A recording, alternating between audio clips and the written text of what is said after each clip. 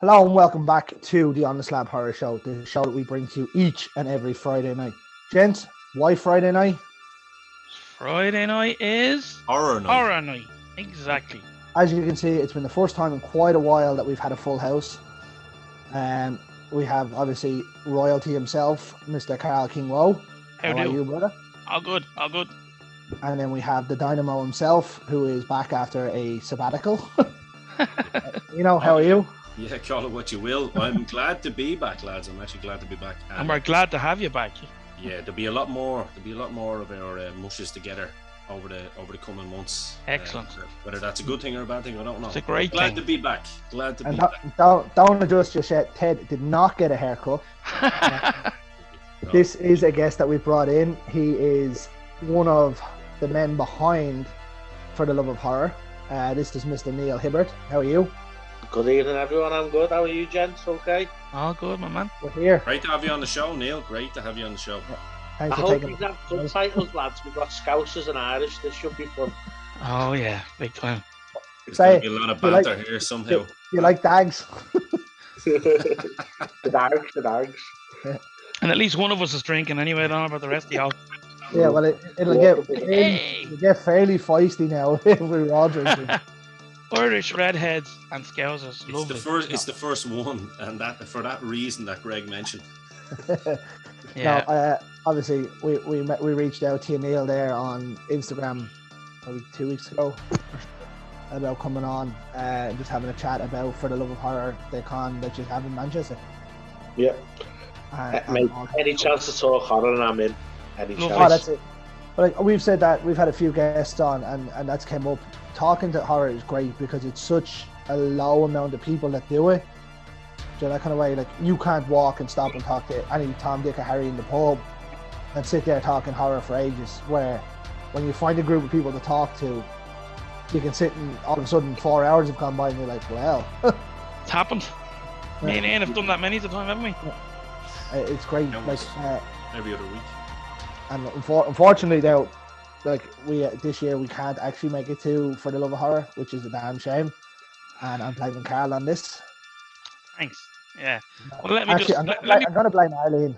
me put context to that. So we were hoping to go to the whole team. We're hoping to go to For the Love of Horror this year, before we even knew what was going to be announced.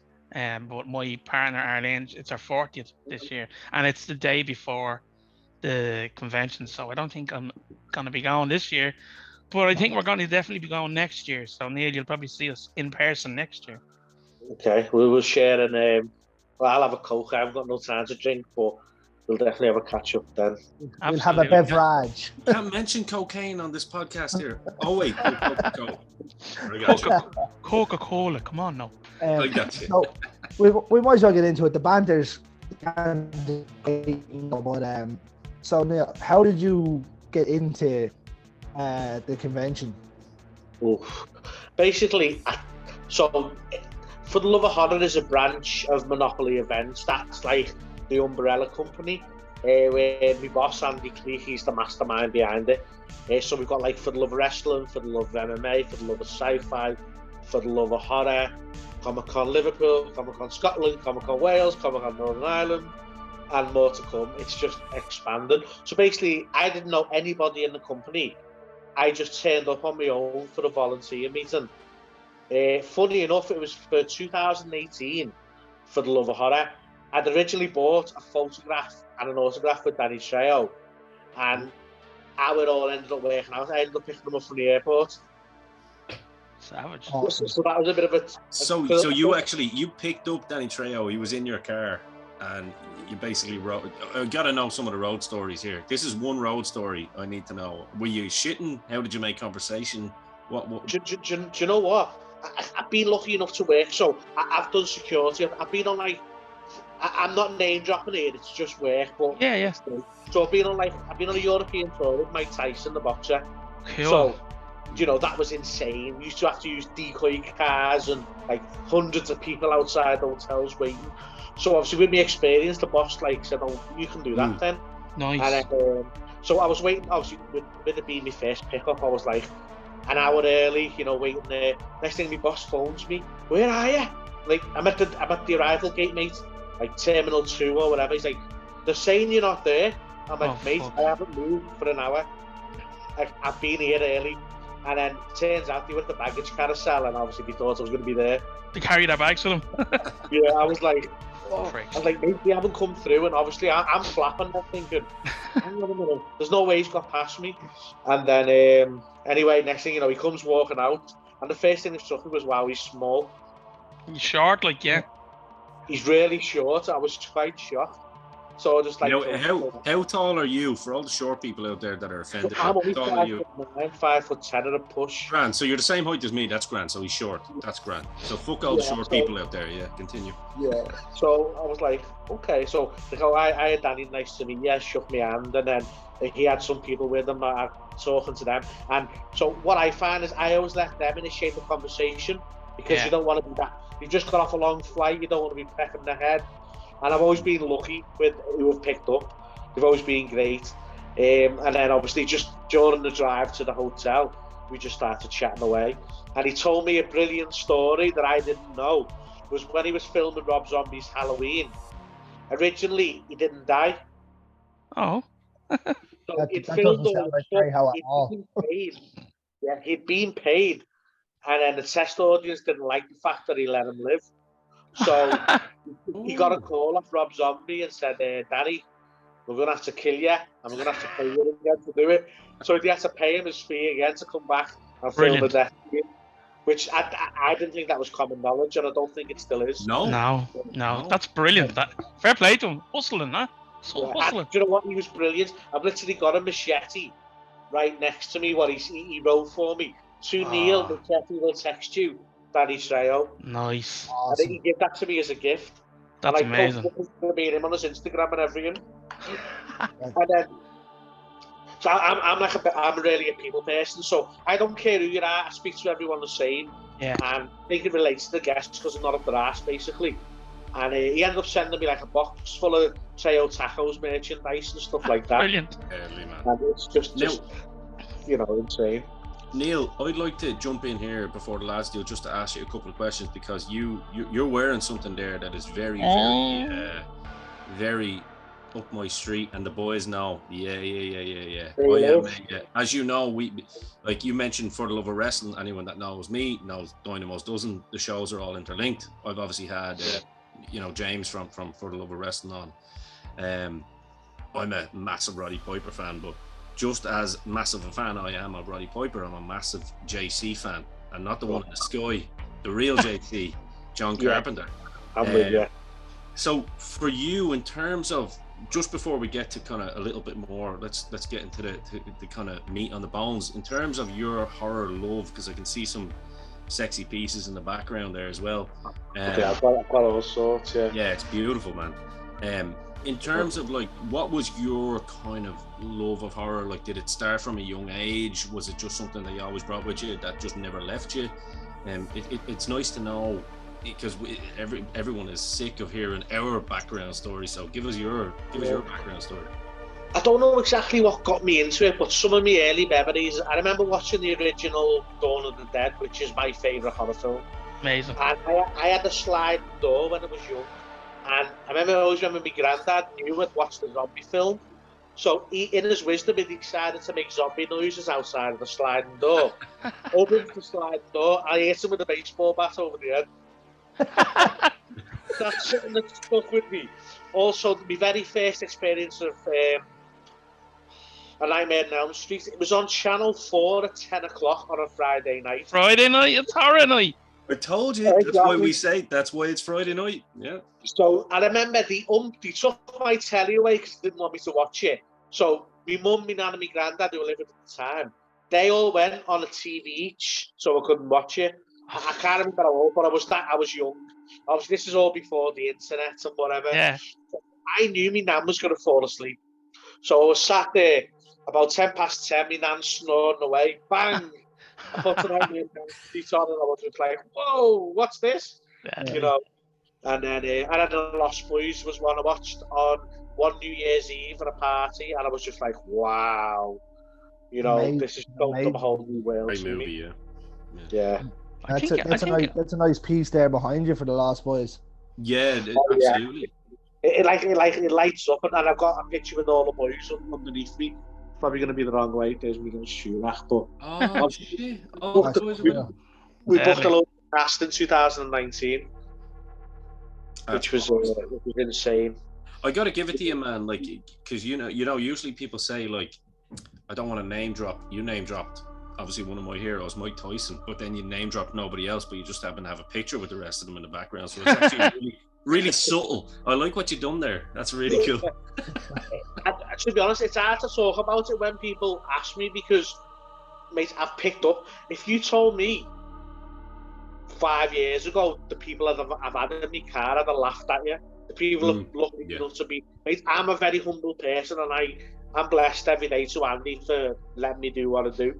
You know, the boss just, you know, and he's given me opportunities money can't buy. Yeah. Yeah. It's 100%. just, and I'm never ever thankful for it. Do you know what I mean? Neil, obviously without going into financial detail, I don't want to know that. How do you set up a convention? Like, give us an idea how it works. How does it, you know, the runnings of it? Give us a brief idea. So basically, all conventions come down. The meat and the bones are you pay for autographs and photographs. You stand in lines. That's the meat and the bones. So obviously, you need a venue, you need the right guests, you need the right promotion, and you need a bloody lot of money to put it on, to put a good one on. Capital, yeah, it's gotta, yeah. Basically, and then obviously you need to market it right. You need the right ideas to bring the crowd in, and then obviously what we do at Monopoly and for the Lovatos, we obviously not just the meat and the bones, we put all the extras on, like the set builds, and we have photos on sets, and we go the extra mile. Like with horror, we bring in like Tim Capello, we bring in musical elements just to, like G-Tom Mac, just to add that little bit of, you know, stardust to the events, because obviously you still got to stand in lines no matter what. But we at least try and make it enjoyable. We have a really good stage team. Ben, the co-host of the show, and Tony Earnshaw, who do all the panels, which, you know, they really don't have to dig some good stuff out of the guests on the stage. I wish I could sit there and listen to it myself. I just don't have time. But basically, that's what you need. A venue, you need the rights, promotion, and the rights, obviously, guests. Because the bottom line is, we're at the level now is people buy tickets before we even announce anyone, because they know we will deliver. How many has there been, actually? How many? This is the fourth, 2018-19. No, there's been 3. This is the 4th one, because obviously one got cancelled. COVID, yeah. So to be fair, 2018 wasn't very busy, nobody, and then obviously 2019 absolutely blew up. And who were the guests on that, actually? Sorry, you were probably going to ask the same thing. Sorry. I was going to say, like, here's some of the highlights of your, you know, of the previous years. We had the Lost Boys cast. We had so basically in 2018, like Danny Trejo, Tyler A were the 2 big guests. I said to the boss, "Who does your horror stuff?" He went, "Oh, nobody." I said, "Can I be like your horror guy?" I said, "Listen, man, I don't know every single thing about horror, but I know a lot." And then he said, "Yeah, okay." And then that's how it started. So then we had the likes of Kane Hodder, Bill Moseley. We went to have Sid Haig, God rest his soul. We had a Saw reunion. We had obviously Lost Boys reunion. Oh God. What else did we have in 2019? Just little bits for me there and everywhere. Yeah. Because I'm a big believer in reunions. And do you instigate the reunion thing, or is that coming as a package that's doing the rotations? So some of them are easy to do because some of them have the same agents. Others are an absolute nightmare. Right. Obviously, you're dealing with different elements of moving parts, and obviously, you need to get the big guest or the headliner, and then you get the ones around them as best as can. It's not always possible, but we always try to get as many as we can. And do you think this is probably going to be a strange question? I don't know. Like, I mean, I know you have a good turnout every year, which is fantastic. But do you find there's more of a desire for the vintage films, like the older films, or is there just as much for modern stuff as well at your conventions? Like, Do you know what? Most of it's 80s and 90s still. We Yeah. haven't really touched on modern. Like the biggest mod thing we've done, I'd say, this year is the Terrifier. nice, yeah. And that sold really well because obviously Art of Clown's like a Nice. new horror icon. You know, Absolutely. I'm lucky enough to be going to the premiere on Monday down Oh, in London. nice. Go down to Fright Fest. Our boy Greg, we can't say anything at the moment. We can say nothing. But our boy Greg is all we can say. I think I can speak on behalf of the boys. Is he works very fucking hard. That's all I'm gonna say. He's our MVP. Absolutely. Yeah. Okay. That's why you're on the show, Neil. Background. Yeah. Greg. But the thing is, David and Damien are brilliant. I think I've interviewed David twice. I haven't interviewed Damien yet. I tried to get Damien, but it was very hard to get a hold of him. Damien's, like David's fine. I speak to David quite a bit. Damien, I've never spoken to. I don't think, maybe once. Have you ever had? You haven't had Robert Englund on the thing yet, have you? It's a complicated one. Now he just will not do our show. It's because he's loyal to another company, which obviously I can't really go into. No. It's frustrating. That's kind of fair enough, though, no? Yeah, that's fair that he's loyal to. Yeah. Don't get me wrong. It's frustrating because, in my opinion, now we're the biggest horror convention outside of America, and I probably would put us up against any American convention. Obviously, I'm going to say that, but I'm a fairly honest person, and I look at what they do, and I've always followed my own path with what we do, and I'm thinking we do just as good as them. Yeah. But you're obviously trying to provide for the fans. You're providing by the fans for the fans, you know, and I think that comes across in what you present every year, you know. Yeah, I'm optimist by the fans for the fans, and it's true. You know, at the end of the day, conventions are a business. People forget that, but we put as much as we can into it to make it. It's basically set into a festival now. Like this year, we've got Corey's Sale on a Friday night. We've got a Saturday, a Sunday. We've got an after party on the Saturday night. And we're hoping to announce something else on the Saturday night. Funny enough, I was sat here a couple of days ago talking to two people about it. All will be revealed soon, hopefully. But like next year, what I want to do is, say on the Friday night, you obviously, it all comes down to cost and things, but imagine watching, say, The Evil Dead, with Bruce Campbell doing a talk through. Yeah, that'd be awesome. I want you to be able to watch the film with the guest on the Friday night. That's awesome. That's what I'd love to do. You know, hopefully people will buy into that. You know what I mean? I'm in. Yeah, well, all gone well. We will be in, exactly. All in. Greg has something to say. I definitely don't. You don't? No. Because I was just thinking, like, straight away, I was like, Greg will definitely be all in for that. Going to watch Evil Dead? Yeah, man. Absolutely. How could you not? Don't mention Bruce Campbell. And we've been trying to book him for years, and I don't know. It's just weird. It's ridiculous. We'll put it to the fact that he was making a TV show. Fine.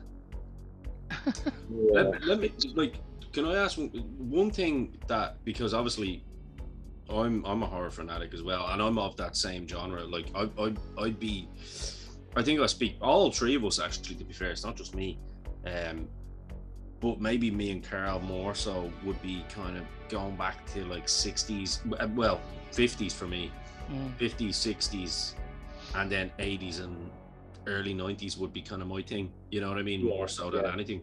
And something kind of resonated there with me when you mentioned that, you know, it's the nostalgia thing, isn't it? You know, it doesn't matter how old a guest is, it's the guy or the girl that was in that show, whether it was the Scream Queen, whether it was the main guy, whether it was the supporting role. And like I look, as I said, you know, the shirt that you're wearing there, of course, which is one of my favorite movies of all time. When you do get guests, because I've always thought, like, imagine having the two boys together. Fortunately, Roddy's not with us anymore, but imagine having the two boys together. And I've watched conventions with the two boys, and like they're literally, you know, they have the same, I suppose, connection that they did when they first made the movie. You know, have you ever had have you had like in the kind of, I mean, you guys are only going like a short while, but have blown up so big. Have you noticed anybody maybe not kind of having that connection that they did on set? Maybe. There's people that will. I can't name names, but there's people that will not work with other people. Oh. So obviously, if we book somebody, they literally said, if you book this other person, I will not attend the convention. Oh, okay. So that's I was looking for the dirt, but not names. I get you. Yeah, but there's another funny story. So I picked up Kiefer. I'm name dropping, terrible. I picked up Kiefer Sutherland from his hotel to bring him to the convention, and when he got there, so obviously the cast was there, and Chance Michael Corbett, who played Laddie, was there. So Kiefer said to me, "Who's that guy?" Obviously, he hadn't seen him since he was a kid. So I said, "Oh, that's Chance. He played Laddie." He went, "Oh, right, okay." So next thing you know, so Chance walks up, and you can see Chance was a bit starstruck. I was like, "Oh, hey, Kiefer," and Kiefer goes, "Hey, Chance." And then about 10 minutes later, Chance goes, "I can't believe Kiefer remembered me." I was like, "Yeah, that's good, that, isn't it?" So not only do you drive, you help them with their personal things as well, which is great. With their memories. Yeah. Selection. Well, on that driving, rumour has it you'll pick the lads from on the slab up and bring us up. Yeah, picked up from the airport. Yeah. There we go, lads. Called it. So one thing I was actually going just for Carl. Sorry, I'm actually doing you a favour here. Yeah, go. This year, obviously, Carl, mention your favourite movie. American Werewolf in London and Texas Chainsaw Massacre, but American Werewolf in London for tonight. Okay. Neil, I heard a rumour through the grapevine that there might be a nice little setup for that particular film this year. Yes, there's gonna be. I can't remember. It's been a couple of years since I've seen a set build, but what we're thinking of doing is putting David inside the set build to do his autographs and selfies and stuff like that. The problem is, it's just logistics. You know, it's like I did you go last year? No, we haven't been yet. Oh, okay. So the Michael Myers house is absolutely ginormous. I had this vision, like, of building the Myers house, and we built it. But I want to do the Halloween photo. Imagine a photo with Nick Castle standing on the porch. I need that in my life. But it's just the logistics are too much of a nightmare to probably pull it off. So I mean, it's impossible. You haven't released any details on what sets you have yet, have you? Only the Thing and No, I'm not going to be there for that. The American Werewolf. There's a couple that we've got there looking. We just need to decide which ones and figure out the space and stuff like that. But I gave a little sneak peek on my own personal Instagram the other week when I was at our prop builder's shack, which is just like a treasure trove of goodness. I think the video still might be on the Instagram, I'm not sure. I'll have to check that out. I kind of threw myself under the bus there while I was trying to make Carl feel bad about not going this year. You mentioned the Thing, and now I'm just like, okay. All three of us are feeling bad. They have the fucking Dog Soldiers cast as well, and I'm like, oh. Mate, I was literally over there in my kitchen on the phone to Neil Marshall, just like, shit. I don't really get giddy, and I was like, oh my god. Like when he said, I'll call you in 10 minutes, I was like, oh, Neil Marshall. I love all his films. Fantastic. What's this? Neil, I have a couple of lads there that'd like to talk to you. But I'm trying to get Neil on our show as well. He's just hard to reach. Busy. Yeah. I don't doubt it. I think a lot of the directors are kind of enigmas in their own way, aren't they? I mean, like I mentioned JC, earlier on, like John Carpenter's. Yeah, he's his own guy, and like we've tried to book him, mate. We literally chucked the truck full of money at him, and he still said no. He's not, because he doesn't need anything. No, he doesn't want to travel. You know what I mean? That's it. He's just like he's I don't know. So here's a funny story. Everyone knows Quentin Tarantino's a bit mad, and he likes feet. But so I had a friend that met him, and he said, "Oh, can I have your autograph?" He went, "No. You can have a handshake and you'll like it." Shook his hand and walked off. Nice. That's the I way to heard, do I it. heard he's like that. He doesn't like signing autographs and things like that. All right, I had read that somewhere. I'd be quite happy with a handshake. I don't want people. Not at this stage. I'm not interested in autographs. Now, don't get me wrong. If there was an opportunity for me to get an autograph from David Naughton, obviously. But what I'm saying is, if I met someone like I've met John Carpenter, and I didn't look for an autograph, nobody knew who he was except me. And yeah, it was amazing. Like I work in the airport, so he was over and he was going back, and no one else noticed him. And I was just like, John Carpenter. I turned around, and huh? I was like, yeah, nice to meet you, blah blah blah. And the thing that really sold it for him was, I love your music, you know. Yeah. So yeah, like his synth is unbelievable. Yeah, but you know that kind of stuff's dirty, like, you know. Well, if you put John Carpenter down the average street, no one would probably recognise him. Yeah. I think most of the horror icons, the average Joe on the street wouldn't recognise them. Yeah. That's what I was saying there. The other way you're saying your first con wasn't that busy. Like the con, like in the UK and especially over here, horror isn't as big as it is. You wouldn't see people flooding to conventions. I wouldn't say. No, I don't know what it's like in the UK. Where in America horror's so big, obviously got a wealth more people, but it seems like every other person is obsessed with it. I think Europe is pretty big, right? In fairness, because you mentioned you do cons over in Europe and places as well. Because Europe is like the likes of Finland and Belgium and Germany and Italy and stuff like that. They're still kind of very much into their old school horror, their nostalgia horror, if you will. Yeah. I've been to a horror convention in Germany. That was cool. And for somehow the guy who ran it knew who I was. Come out to me in the line and was like, "Oh, hello, your name's Neil." I was like, "Hello." It's like, come in. I was like, no. It's like, come in, don't queue up. I was like, no, I'm in the queue with my friends. I was like, you know, no thanks. And, you know, I was like, why does he know who I am? Do you know what I mean? I was like, oh, just one of them. Genius respects genius. Or else you broke his nose as a security guard at one point. Yeah. He's like, oh, no, that was always nice for me. Until it was time not to be nice. What happened? Sorry, not tonight, lads. Yeah. Keeping kayfabe. Neil, you earlier said that your favourite film was Dawn of the Dead, the original version. Yeah. What other kind of zombie films do you like? Obviously, Shaun of the Dead. Yeah. There's a French film that I really enjoyed called La Horde. Oh, I know it. Yeah. It's very good, actually, isn't it? I've only seen it the once. It's in an apartment block, isn't it? Yeah. It's never going to win any awards, but I enjoyed it. I've not seen that. What's it? It's La Horde? La Horde, yeah. It's French. Very good.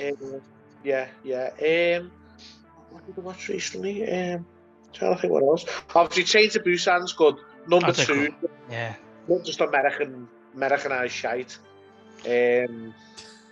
Obviously, Night of the Living Dead. Obviously, Day of the Dead as well. I love the 3 original Romero ones. So you're a Romero fan, which is great. Yeah, I'm a Romero guy, yeah. But I mean, what I suppose what I was going to get to was, you know, like I love, and again, me and the lads will talk about this kind of shit. I love the slow, slumbering, tons and tons of zombies. That's what gets me, is the slow moving ones, not this fucking infected thing that flies along. And don't get me wrong, like some of the films are great. 28 Days Later, all that kind of stuff. Fantastic. Well, I think that was the one. 28 Days Later was great because it was that was the one that flipped the script, yeah. That was the one. That was the one, and it was perfect because Cillian Murphy had a great role. He weren't zombies, don't forget. Exactly. Yeah. Brendan Gleeson was unbelievable in that as well. Yeah, the two boys. I mean, it takes Irish guys to come over and show how it's done. But look, that's neither here nor there. That's neither. No, but that's fantastic. But I'm with Carl. I love the old. I even love City of the Dead because of how fucking cheesy it is. You know what I mean? Crazy it is. But I don't know. How do you feel about remakes now? No. As long as it keeps horror in the spotlight, I don't mind to keep sharing them out. Because when I went to watch Scream, it was crap, but there was a few good kills, and the cinema was chocker. It keeps horror in the spotlight. But like, I like Dawn of the Dead, the remake. Yeah, it's alright. It was pretty good. The Zack Snyder one. Yeah, thought it was fine. It was pretty good, yeah. I quite Had no enjoyed that. issues Actually. with it. It had one of the best openings in horror, actually. The girl. Yeah, just when it all just goes to shit. And, And I love Bing Rames as well. The soundtrack with the Johnny Cash song in the background. So Quality. good. And just the cameos from Tom Tom Savini and Ken Frey was boss. Oh, it was Here's another one, another weird question. Well, not weird, but I'm just trying to throw questions at you. Like, I presume you've loads of cosplayers at your conventions, yeah? Yeah, big massive part of what we do, yeah. Do you do like a best dressed thing, or? We used to, but we've kept that now to just our Comic Cons, and we've moved them off for the lover. I'm always thankful for the cosplayers because we didn't ask them to, but a lot of the Myers cosplayers we had manned the Myers house, taking pictures of people and stuff like that. They just took it upon themselves to do That's it. cool. I've got to know a lot of them, obviously, but some of them are brilliant, mate. Some of them are fantastic. The outfits are insane. It's amazing the effort that people put in, yeah. Who and like tell me some of the ones that really you remember that you ever think that's fucking some effort. That's amazing. Like. So I've got a friend called Stephen Evans. He's about 6'6", and he does Hobo Myers. He does Jason. Mate, he really gets pinpoint. Does he have an Instagram or anything? Does he? I think it's the Camp Dweller. Cool. I think it's the Camp Dweller. I think it's definitely worth checking out his Instagram. There's a female pinhead, Peachy. She's really good. I think I've seen her. Someone done Pyramid Head from Silent Hill, which was incredible. There's just so many. Yeah, it's a big thing, isn't it? Like that's. You know what? If anyone, I'm gonna say it out there. We don't have merchandise yet, but if anyone out there listening that is tall enough and bold enough to actually pull off Maniac Cop, I will actually give you money from my wallet. Oh, you mean to do a cosplay? Yeah, that's a solo effort there for me. Yeah, exactly. No, but 100. Yeah, but I can't pull it off. I'm only 5'9", so like I need it. Greg, you can do it. 6'1". 6'1". That's all right. Maniac Cop didn't. There was no height there. I think, I think, obviously we're disappointed that we can't get there this year. But I think with it being a 5th year for yourselves, does that mean you're going to go amazingly bigger? So I was literally having a conversation last night with someone that's never been to the UK about 2023. So that's looking good. Obviously, it's hard to get people to commit this far out, a year out. But the only flip side is, if you're getting current people who are working actors, it's bloody hard because they can get a job anytime. Yeah. So it's a double-edged sword. People scream for guests, but then scream when they cancel. Yeah, you're damned if you do and you're damned if you don't type thing, isn't it? At the minute, we're fine for this year, but obviously as it gets closer, if someone gets a filming gig, you've based your year's thinking around that guest being there. And then it's a proper knife in the stomach. I haven't met Nick Castle yet, and when he cancelled last year, I was gutted. Oh yeah, well, he might reschedule, which hopefully next year. No, he's coming next year. That would be perfect. This year. So, I've literally just got a rehauled Myers mask delivered yesterday. Oh, nice. So I'm going to get him to sign it. I'm going to Savage. put it in, and I'm going to get a bust, so like a top chest. Yeah. With the overalls, and I'm going to get a button you press. So it plays the Halloween song. Brilliant. Awesome. So, I'll never use it. Like, they light up behind me, and I've never used it once. Right. Okay. So listen, just be, we'll move on a little bit, but I want you to just give people an idea of what to expect at the convention. You don't have to tell us all that's going to be there, but is there going to be stalls for buying stuff, selling stuff? Yeah. So pretty much all your merchandise is covered. We've got like Hell on shirts, who fantastic t-shirts. Mad About Horror, which is the Europeans' biggest horror merch site. Be More Geek gonna be there with all their merch. Obviously, tons of other stuff. There's someone doing tattoos. There's artists. There's I think there's 1 or 2 authors there. There's people selling weapons. You know, for all your zombie killing needs. Of And mass then obviously destruction. you got the Q&A stages, which I'm actually going to be hosting the Dog Soldiers panel myself, along with Ben. Nice. So we're actually going to do a bit of content. We're going to do a little documentary, 20 years Dog Soldiers, the reunion. Nice. So we're looking at going big for that. Obviously, we've got a Halloween 78 reunion panel, Friday night reunion. And you got Tim Capello performing. You got Ali Lehman and his band First Jason will be performing. Oh, really? Yeah, he's a character, Ali. My band was asked to support them before Morris was bringing them over. Yeah. And I wasn't available at the time, but that would it. First Jason, I remember the name. Yeah. He's a cool guy. And then obviously you've got all the set builds that we'll have there. You know, perfect photo ops for the memories. And obviously all the guests we're bringing. You know, people get to meet their idols and spend some time with them. You know, get the merchandise signed, whatever they want. Get photos to put on the walls. That's what it's about. You know. So, obviously, I've never been to any of them kind of conventions. So obviously, every other person you go to, you have to pay for, essentially, is it? Is that how it works? Yeah. So all your autographs and photographs you have to pay for. That's the meat and bones of any convention. You pay for photographs. We just throw as much extra in as we can. Yeah. You know, I'd say by the fans for the fans. So I love it. Are them prices made by yourselves or by the person themselves? By the agents. So it depends a lot on what we have to pay as well. Obviously, if we have to pay X amount for the guest, we're gonna have to charge up there. But if it's down, like, you know, we charge down there, or like we discuss with them what they want to charge, and we give them a recommendation. Whether they listen to us or not is up to them. Yeah. They're working. People have to remember they're working. That's their job, to be at the convention. And you can pre-order them beforehand, though, can't you? Yeah, so you go on the website and pre-order, and then it just gives people a chance to budget, because you get people that want to meet every guest, and the costs build up fast. Well, it's similar to what James was saying with the wrestling one, where like you can pay your entry fee. If you don't want to buy anything, you can go. You paid your entry fee. You can watch the shows. You can do what you want. If you don't want to spend money, that's fine. Yeah, we put a lot of free content in. Yeah, it's fantastic. It's a great concept. Yeah, and if you can't make it, we have a sending service where you can get an autograph off someone if you can't attend. You know, so it's perfect. I'll text you after the show. Yeah. Yeah, I want David Norton's autograph. Yeah, I'll give you the email. Do. What was I going to say to you there?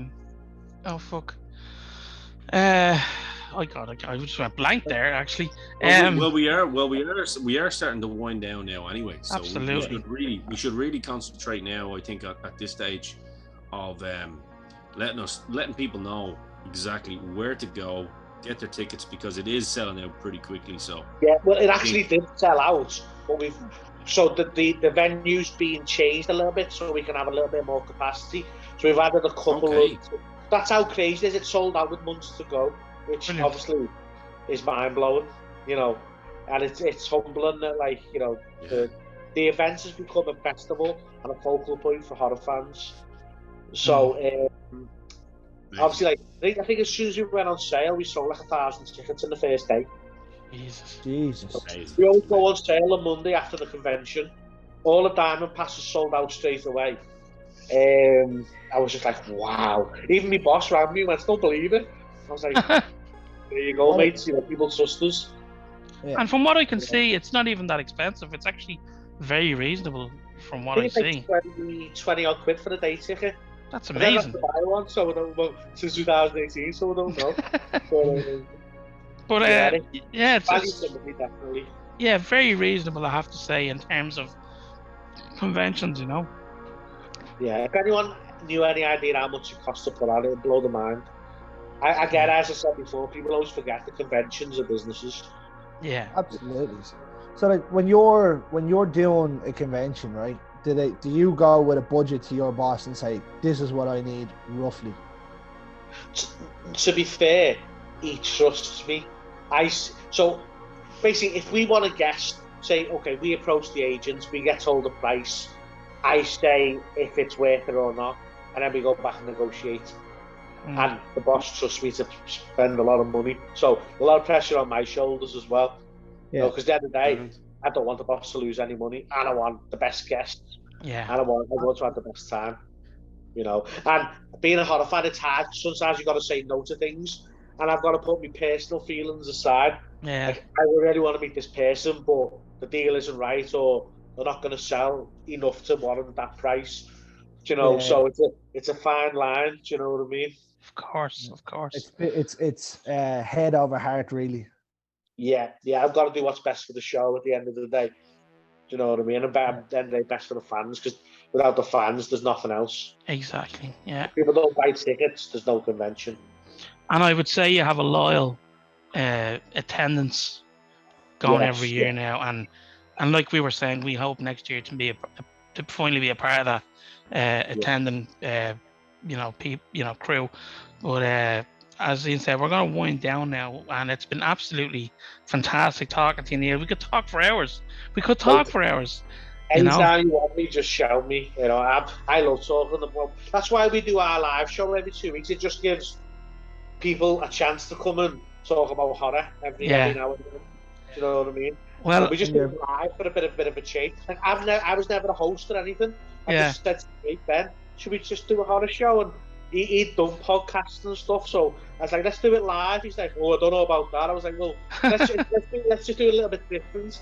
And obviously it gets a bit fun. Like, I've literally had an agent come into a show and go, check your phone. So I've had to look at my phone, and it was like, Alex Winter's confirmed for the love of horror. And I had to come back and sit there like nothing's happened. While I'm inside and going, shit. Yeah, you got to be professional and all that kind of shit. But yeah, I think we'll take it home, Neil. It's been, as I said, we've been absolutely delighted to have you on the show, and like I said, if you'll come on maybe after, because I know you're up to your eyes now with preparing for the love of horror, and so maybe when you're finished that and the dust is settled, we come on and we'll just talk about movies and shoot the shit again. My pleasure, anytime. Absolutely. Absolute gentleman. Thank you. Thank you very much. Greg, take us home. Well, seeing as you said George A. Romero is one of your favourites, we will sign it off as normal. In the words of the great George A. Romero, ladies and gentlemen, stay scared.